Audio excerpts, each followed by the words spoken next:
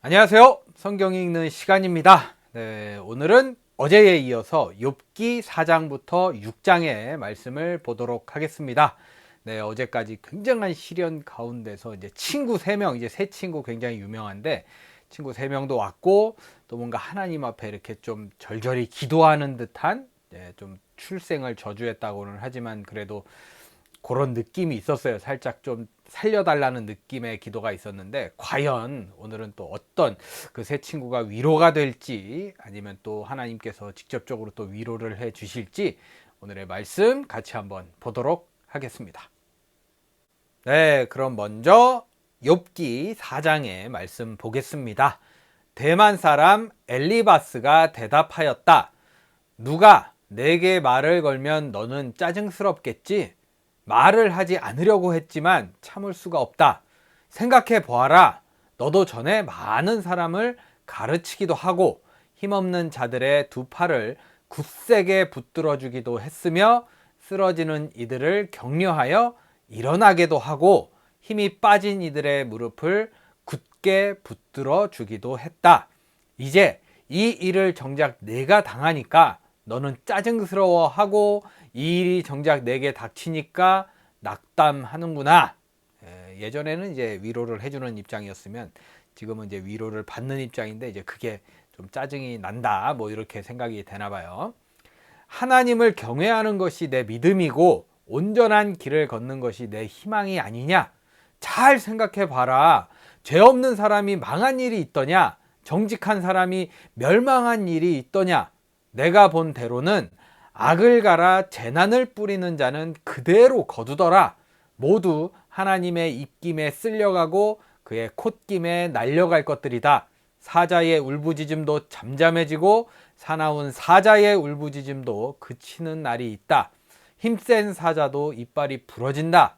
사자도 늙어서 먹이를 잡지 못하면 어미를 따르던 새끼 사자들이 뿔뿔이 흩어진다. 한 번은 조용한 가운데 어떤 소리가 들려오는데 너무도 조용하여 겨우 알아들었다. 그 소리가 악몽처럼 나를 괴롭혔다. 두려움과 떨림이 나를 엄습하여 뼈들이 막 흔들렸다. 어떤 영이 내 앞을 지나가니 온몸과 털이 곤두섰다. 영이 멈추어 서기는 했으나 그 모습은 알아볼 수 없고 형체가 어렴풋이 눈에 들어왔는데 죽은 듯 조용한 가운데서 나는 이런 소리를 들었다. 인간이 하나님보다 의로울 수 있겠으며 사람이 창조주보다 깨끗할 수 있겠느냐? 하나님은 하늘에 있는 당신의 종들까지도 믿지 않으시고 천사들에게 마저도 허물이 있다고 하시는데 하물며 흙으로 만든 몸을 입고 티끌로 털을 삼고 하루살이에게라도 눌려 죽을 사람이겠느냐? 사람은 아침에 살아있다가도 저녁이 오기 전에 예고도 없이 죽는 것, 별수 없이 모두들 영원히 망하고 만다. 생명줄만 끊기면 사람은 그냥 죽고 그 줄이 끊기면 지혜를 찾지 못하고 죽어간다. 네, 뭐 어떻게 보면 다 사람 사는 게 다 이렇게 돌아간다 뭐 이렇게 말을 하는 것 같은데 살짝 위로 같은 느낌이 있어요. 네, 이렇게 4장의 말씀이 마무리되었습니다. 네, 계속해서 욥기 5장의 말씀입니다.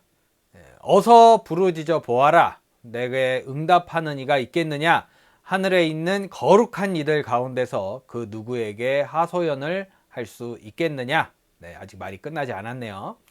미련한 사람은 자기의 분노 때문에 죽고 어리석은 사람은 자기의 질투 때문에 죽는 법이다. 어리석은 사람의 뿌리가 뽑히고 어리석은 자의 집이 순식간에 망하는 것을 내가 직접 보았다. 그런 자의 자식들은 도움을 받을 데가 없어서 재판에서 억울한 일을 당해도 구해주는 이가 없었고 그런 자들이 거두어들인 것은 굶주린 사람이 먹어치운다. 가시나무 밭에서 자란 것까지 먹어치운다. 목마른 사람이 그의 재산을 삼켜버린다. 재앙이 흙에서 일어나는 법도 없고 고난이 땅에서 솟아나는 법도 없다. 인간이 고난을 타고 태어난 것은 불티가 위로 나는 것과 같은 이치이다. 나 같으면 하나님을 찾아서 내 사정을 하나님께 털어놓겠다. 그분은 우리가 측량할 수 없는 큰 일을 하시며 우리가 헤아릴 수 없는 기이한 일을 하신다. 땅에 비를 내리시며 밭에 물을 주시는 분이시다. 낮은 사람을 높이시고 슬퍼하는 사람에게 구원을 보장해 주시며 간교한 사람의 계획을 꺾으시어 그 일을 이루지 못하게 하신다. 지혜롭다고 하는 자들을 제 꾀에 속게 하시고 교활한 자들의 꾀를 금방 실패로 돌아가게 하시니 대낮에도 어둠을 만날 것이고 한낮에도 밤중처럼 더듬을 것이다. 그러나 하나님은 가난한 사람들을 그들의 칼날 같은 입과 억센 소나기로부터 구출하신다. 그러니까 비천한 사람은 희망을 가지지만 불의한 사람은 스스로 입을 다물 수밖에 없다. 하나님께 징계를 받는 사람은 그래도 복된 사람이다. 그러니 전능하신 분의 훈계를 거절하지 말아라. 하나님은 찌르기도 하시지만 싸매어 주시기도 하시며 상하게도 하시지만 손수 낮게도 해주신다. 그는 6가지 환난에서도 너를 구원하여 주시며 7가지 환난에서도 재앙이 내게 미치지 않게 해주시며 기근 가운데서도 너를 굶어 죽지 않게 하시며 전쟁이 벌어져도 너를 칼에서 구해 주실 것이다. 너는 혀의 저주를 피할 수 없어 파멸이 다가와도 두려워하지 않을 것이다. 약탈과 굶주림쯤은 비웃어 넘길 수 있고 들짐승을 두려워하지도 않을 것이다. 너는 들에 흩어진 돌과도 계약을 맺으며 들짐승과도 평화롭게 지내게 될 것이다. 그래서 너는 집안이 두루 평안한 것을 볼 것이며 가축 우리를 두루 살필 때마다 잃을 것이 없는 것을 볼 것이다. 또 자손도 많이 늘어나서 땅에 풀같이 많아지는 것을 보게 될 것이다. 때가 되면 곡식단이 타작마당으로 가듯이 너도 장수를 누리다가 수명이 다 차면 무덤으로 들어갈 것이다. 이것은 우리가 지금까지 살펴본 것이니 틀림없는 사실이다. 부디 잘 듣고 너 스스로를 생각해서라도 명심하기 바란다. 이제 막 저주하고 그런 것보다 하나님께 부르짖고 하나님께 이렇게 기도해라, 뭐 이런 느낌인 것 같아요. 굉장히 좀 좋은 친구의 조언이었다, 이렇게 생각이 됩니다. 이렇게 5장이 마무리되었습니다. 끝으로 욥기 6장의 말씀을 보겠습니다. 욥이 대답하였다. 내가 겪은 고난을 모두 저울에 달아볼 수 있고 내가 당하는 고통을 모두 저울에 올릴 수 있다면 틀림없이 바다의 모래보다 더 무거울 것이니 내 말이 거칠었던 것은 이 때문이다. 전능하신 분께서 나를 관역으로 삼고 화살을 쏘시니 내 영혼이 그 독을 빤다. 하나님이 나를 몰아치셔서 나를 두렵게 하신다. 풀이 있는데 나귀가 울겠느냐? 꼴이 있는데 소가 울겠느냐? 싱거운 음식을 양념도 치지 않고 먹을 수 있겠느냐? 달걀 흰자위를 무슨 맛으로 먹겠느냐?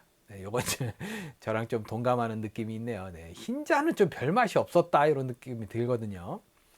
그런 것들은 생각만 해도 구역질이 난다. 냄새조차도 맡기가 싫다. 누가 내 소망을 이루어 줄까? 하나님이 내 소원을 이루어 주신다면, 하나님이 나를 부수시고 손을 들어 나를 깨트려 주시면 그것이 오히려 내게 위로가 되고, 이렇게 무자비한 고통 속에서도 그것이 오히려 내게 기쁨이 될 것이다. 나는 거룩하신 분의 말씀을 거역하지 않았다. 그러나 내게 무슨 기력이 있어서 더 견뎌내겠으며 얼마나 더 살겠다고 더 버텨내겠는가? 내 기력이 돌의 기력이라도 되느냐? 내 몸이 노쇠라도 되느냐? 나를 도와줄 이도 없지 않느냐? 도움을 구하러 갈 곳도 없지 않느냐? 내가 전능하신 분을 경외하든 말든 내가 이러한 절망 속에서 허덕일 때야말로 친구가 필요한데, 친구라는 것들은 물이 흐르다가도 마르고 말랐다가도 흐르는 개울처럼 미덥지 못하고 배신감만 느끼게 하는구나. 얼음이 녹으면 흙탕물이 흐르고 녹이 녹으면 물이 넘쳐 흐르다가도 날이 더워지면 쉬 마르고 날이 뜨거워지면 흔적조차 없어지고 마는 개울, 물이 줄기를 따라 굽이쳐 흐르다가도 메마른 땅에 이르면 곧 끊어지고 마는 개울, 대마의 대상들도 물을 찾으려 했고 스바의 행인들도 그 개울에 희망을 걸었지만 그들이 거기에 이르러서는 실망하고 말았다. 그 개울에 물이 흐를 것이라는 기대를 했던 것을 오히려 부끄러워하였다. 너희가 이 개울과 무엇이 다르냐? 너희도 내 몰골을 보고서 두려워서 떨고 있지 않느냐? 내가 너희더러 이거 내놓아라 저거 내놓아라 한 적이 있느냐? 너희의 재산을 떼어서라도 내 목숨을 살려달라고 말한 적이 있느냐? 아니면 원수의 손에서 나를 건져달라고 하길 했느냐? 폭군의 세력으로부터 나를 속량해 달라고 부탁하기라도 했느냐? 어디 알아듣게 말 좀 해보아라. 내가 귀 기울여 듣겠다. 내 잘못이 무엇인지 말해 보아라. 바른 말은 힘이 있는 법이다. 그런데 너희는 정말 무엇을 책망하는 것이냐? 너희는 남의 말 꼬투리나 잡으려는 것이 아니냐? 절망에 빠진 사람의 말이란 바람과 같을 뿐이 아니냐? 너희는 고아라도 제비를 뽑아 노예로 넘기고 이익을 챙길 일이라면 친구라도 서슴지 않고 팔아넘길 자들이다. 내 얼굴 좀 보아라. 내가 얼굴을 맞대고 거짓말이야 하겠느냐? 너희는 잘 생각해 보아라. 내가 억울한 일을 당하지 않게 해야 한다. 다시 한 번 더 돌이켜라. 내 정직이 의심받지 않게 해야 한다. 내가 혀를 놀려서 옳지 않은 말을 한 일이라도 있느냐? 내가 입을 벌려서 분별 없이 떠든 일이라도 있느냐? 네, 이렇게 좀 욥이 많이 화가 나서 아파 죽겠는데 옆에서 막 이렇게 시비 걸면 좀 그럴 만도 하죠. 네, 느낌이 좀 오락가락합니다. 지금 네, 이 상황에서 6장이 마무리되었습니다. 네, 이렇게 해서 오늘 욥기 4장부터 6장의 말씀을 모두 읽어봤습니다. 네, 보면서 이 서로의 입장이 좀 이해가 되더라고요. 예, 욥 입장에서는 너무 아파 죽겠어서 그냥 막 짜증 내는 거잖아요. 아파 죽겠다고 힘들어 죽겠다고. 그런데 이제 친구 입장에서 보면 또 너 왜 그러냐 이렇게 또 이야기할 수 있고, 또 욥의 입장에서는 그냥 냅뒀으면 좋겠어라고 이제 얘기하는 듯한 이런 서로의 그런 입장 차이가 있겠지만, 또 흔히 일어나잖아요. 우리도 또 아파서 누워 있는데 밥 먹으라고 자꾸 그러면 아유 싫다고 막 이러면서 짜증내기도 하고, 별거 아닌데 단순한 얘기인데 야 기운 차려야지 그 말조차 좀 힘들 때가 있잖아요. 네, 누구나 또 그런 상황은 있을 거다라고 생각이 듭니다. 네, 그러면서 이제 우리도 오늘 하루 이제 보낼 텐데 뭐 큰 위로가 필요 없을 때가 있어요. 가끔 그런 거 있잖아요. 그냥 냅두면 되는데 왜 건드려 가지고 사람 짜증나게 하냐 뭐 이럴 때가 있거든요. 그만큼 오늘만큼은 좀 이렇게 별로 이렇게 터치 없이 이제 이렇게 무난하게 유하게 이렇게 그냥 잘 그냥 별일 없이 이렇게 흘러가는 하루를 보내는 게 어떨까라는 또 생각이 드는 오늘의 말씀이었습니다. 네, 여러분들 오늘 복된 하루 잘 보내시고요. 이왕이면 그냥 누구 건드리지 말고 터치 받지 말고 그냥 이렇게 조용히 흘러가자고요. 네, 그런 하루 보내시기를 기도하겠습니다. 네, 저는 내일 욥기 7장부터 9장의 말씀을 들고 찾아오도록 하겠습니다. 오늘도 함께 해주신 여러분 감사합니다.